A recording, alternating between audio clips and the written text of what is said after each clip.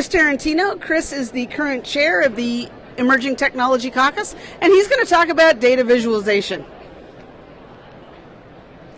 Awesome. Thank you very much, Sarah. Let me clip this in real quick so we can have our listeners from Periscope on board.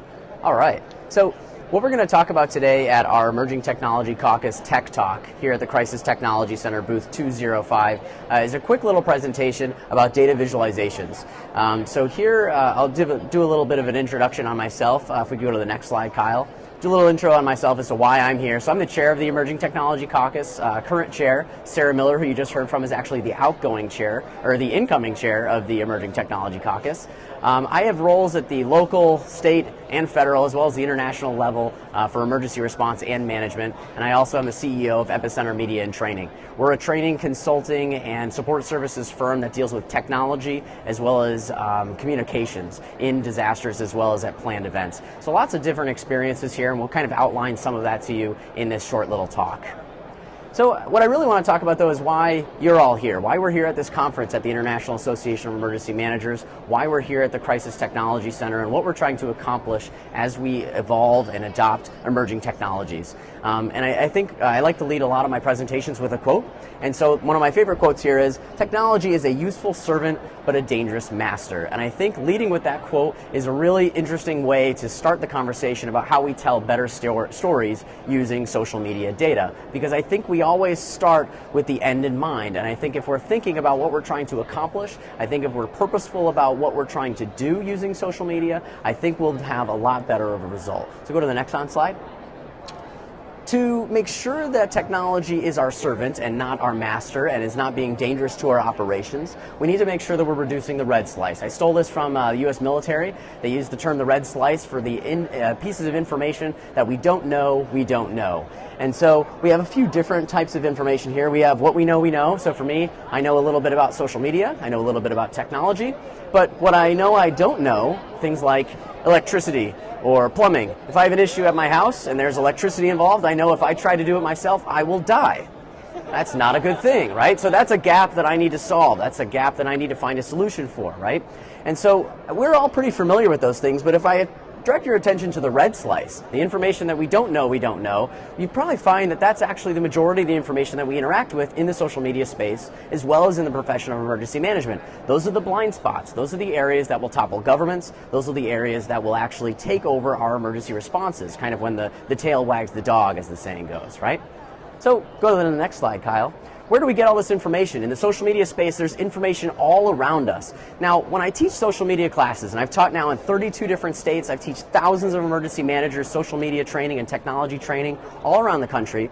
A lot of people have this mistaken belief that social media content, the majority of social media content, is negative. And that's not the case. The majority of social media content is neutral. Neutral social media content has location data enabled, it has reports in social media, it has video, multimedia, it has a variety of different formats of media that we can use, from tweets to bleats to yik yak to Facebook to Instagram, all of these different things. There's so many different types of information that we can use. And if we don't actually know how to integrate that into our response, make it actionable, if we don't actually know and have a process for those things, that's our red slice. And that is why we'll kind of let social media take over our operations and not have it be used in a meaningful way. Go to the next slide. So how do we get it? Social media, mapping, data sets that we already have access to. There's a variety of different ways that we can find the social media data that we need. But if we don't have a way to integrate it, it's only noise. So if we find a map, or if we find weather reports, weather monitoring services and things like that, things that my team does out in the field or things that our social media monitoring communities are looking for, if we don't have a way to actually integrate that, get it to a decision maker and get it to the boots on the ground, it's worthless. Noise is not intelligence. And I think that's where we find a lot of our stumbling blocks in the social media emergency management community. Go to the next slide.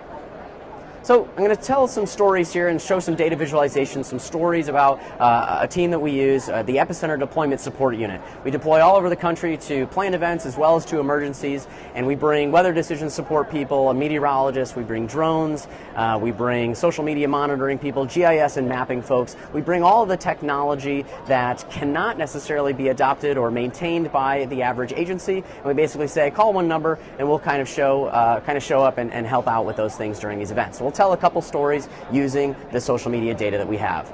You may recognize this image and the variety that come after this.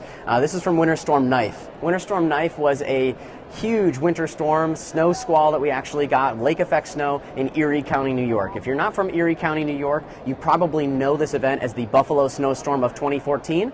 That's the media's title for it. Buffalo wasn't actually impacted that much. We saw photos like this or like this. We actually got 7.5 feet of snow over the course of just a couple days, and then a few days later after that, we got 60-degree temperatures and it all melted. As it melted, we started to see photos of this, and this is actually a sandbag receptacle that was posted up in a town called West Seneca. We saw these photos coming up, and you can pause on this one here, where as the snow is melting, we started to see the impending flood risk, right? We started to see rivers get ice jammed, we started to see flood waters all coming around to the houses and things, and this sandbag receptacle became the star of the conversation in social media. The media started hounding on it because, if you go to the next slide here, we didn't have any sandbags in that receptacle for a long, long time. And so the media was pounding on us. At 6 a.m., they have a briefing just like we do in emergency management. They said, hey, if you're sandbagging your house, let us know. If you don't have sandbags, let us know. What we found out by watching those media monitoring reports and watching what the media was looking for in those briefings in the morning is that we could get ahead of what they were looking for and actually look really good by the end of the day. So we had all of these extra sandbags lying around. As a public information officer assigned to that incident, we actually had an overabundance of sandbags in the town of West Seneca. Even though they had no sandbags in that receptacle, had no need for sandbags. We had intelligence, but we hadn't actually communicated that in a meaningful way to the people of West Seneca. So is it easier for us to communicate that they don't need sandbags, or is it easier for us to take all the sandbags in our staging area and fill up that West Seneca sandbag receptacle to make us look really, really good? We solved two operational problems, and as a good public information officer and a good social media manager, if you're monitoring social media or you're communicating in an outward fashion, a good person will be able to impact your operations. The next story I have, a little bit different, is from the same event. We actually had an ice jam just shortly after, Cazenovia Creek, same type of area that we're dealing with. This was reported first on social media. So an ice jam, if you're not familiar with it, is basically like a mass of ice coming down, meeting an obstruction, and then kind of overflowing and potentially overthrowing this bridge or an abutment or some sort of obstruction in the waterway. This was reported originally by some random person just on the side of the road. Said, oh wow, this doesn't look right. Next thing you know, we had Jim Cantore on scene, or we had the Weather Channel, we had National Weather Service reporting this. Anytime that Jim Cantore shows up to your emergency, you know it's not really a good day for you, right? Long story short, to give you the spoiler to the end of this, the ice jam ended up defeating itself. We didn't have to go and mess with it, but we found out about this first. And the number of reports that we got, the number of photos, the videos, the live video feeds that we got, and then the confirmation from the live news media that we received really upped our confidence in the amount of information that we were getting from the field with this incident. So that's another story from that. A totally different incident, but using a different data visualization here. As you can kind of see, the different datas that we're using show us different things. This is from a deployment that we did in August, and this is for the NASCAR race in Watkins Glen. What this is showing you is sentiment and volume of social media traffic over time. So the blue bubbles over here is neutral sentiment. Notice that there's a majority of neutral sentiment here. This is right toward the tail end of the race. You have positive sentiment in green and negative sentiment in red. You can absolutely see right where the end of the race is because there's an explosion of positive sentiment on social media. We actually monitored more than 18 million social media posts during this event. We had 2 digital media specialists deployed to Watkins Glen. We were integrated in with the Sheriff's Office, with New York State Police, and a variety of other partners. And this intelligence, not necessarily this graph, because this is just kind of a shiny thing to show you the volume that we were looking at, but the types of data visualizations we were looking at were able to inform the operations that were going on. And if without that, I keep kind of harping on this, without that informing the operations, there's no reason to have social media as a part, or social media monitoring as a part of your operation, right? The last story, or before we go into the last story, I'd lead with a comic here, and I think this is really true for emergency management. We tend to think that this is the way that everything's going to go, right? This is the plan. We write our 100-page plan, and we think that everything's going to just follow right in line with that. But in reality, it's much more like this bottom graphic here. Not as linear, definitely a lot more complicated. There's a lot more going on with this, right? So I'm going to talk about a story where the social media monitoring, went well, but it was a little bit different. So go on to the next slide. deployed to the New York State Fair in 2015, we got a significant amount of social media traffic. We were able to use different tools where we could actually set up a geographic radius, look at not just the sentiment, but the volume, the photos, the videos, who's talking about what, Twitter, Instagram, Facebook, all these different platforms. And here on the 3rd of September, you see words that you'd like to see at a state fair, right? You have support, love, cheese, it's a state fair, beef, right? All those different types of things, great, family, all nice, happy words that you'd want to see if you were an event manager, if you were an emergency manager at a planned event, right? What ended up happening, though, is we started to get a report from the New York State Police. And the New York State Police were integrated in our incident command post, and they came out, and this is the case for having a social media monitoring person at your command post, because they came in with this screenshot.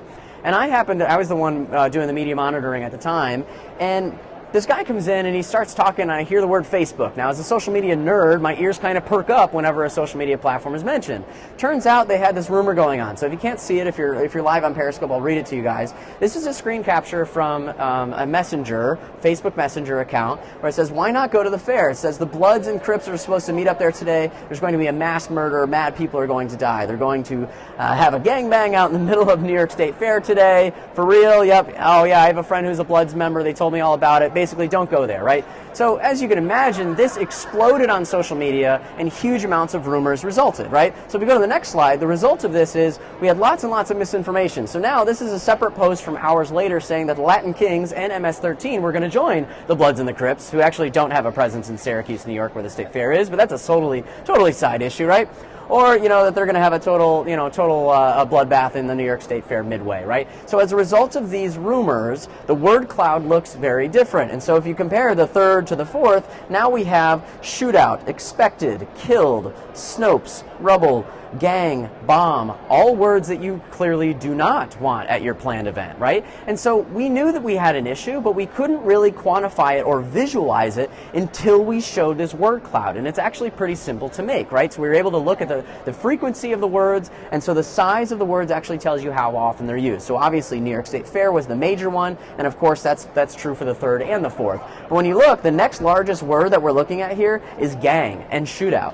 Okay, those aren't things that you want. So what we weren't able to do during this event is we weren't able to inform and put our best foot forward and say, we are securing this event. We are doing a better job. Because the operation wasn't really integrated in with the monitoring platform that we were doing, we weren't able to have a significant impact on the outcome. And as a result, the New York State Fair actually had lower attendance on this day than they were anticipating. Okay, go to the next slide. So we saw volume with this. This is actually a map of the western portion of New York State. So there's Syracuse, and this conversation was actually occurring all through the state of New York. But if we were to zoom out even further, you'd actually see that this conversation hit media outlets all across the Northeast and even into the Midwest. Go to the next slide. There we go. So the thought that I'll leave you with, the quote that I'll leave you with here from Stephen Few is, numbers have an important story to tell. They rely on you to give them a voice. If you can't provide context for the social media monitoring that you're doing, if you can't provide context for the weather decision support that you're getting, if you can't really integrate those services into your operation, you need to find a way to do so, because the information that we have isn't truly information. It cannot truly be turned into intelligence, actionable intelligence, unless you have the context, unless you have the know-how, and at least that know-how should be brought in to your operation and brought into the decision-making framework of your organization. So that's it for my session here. I think we have a couple seconds for questions. Do we have any questions or discussion that anybody would like to ask? And I'll repeat the questions back with the microphone. You have a question? How do you guys incorporate access and functional needs into your technology? Great question. So the question was, how do we incorporate access and functional needs into the technology that we deploy?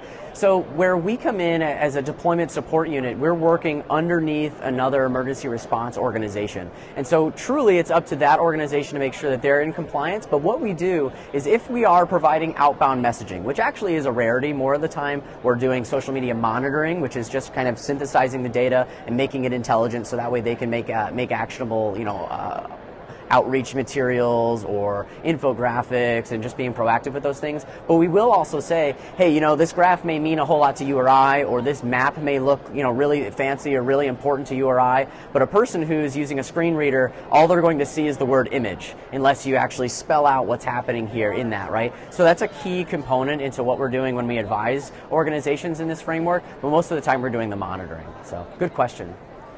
Any other questions? Oh, I think we might have a live question. Yes? No? Okay. Oh, I see. Okay. Well, thank you very much. Oh, I'll do my closing here. Thank you very much. This was our first major tech talk for the IAEM 2016 conference.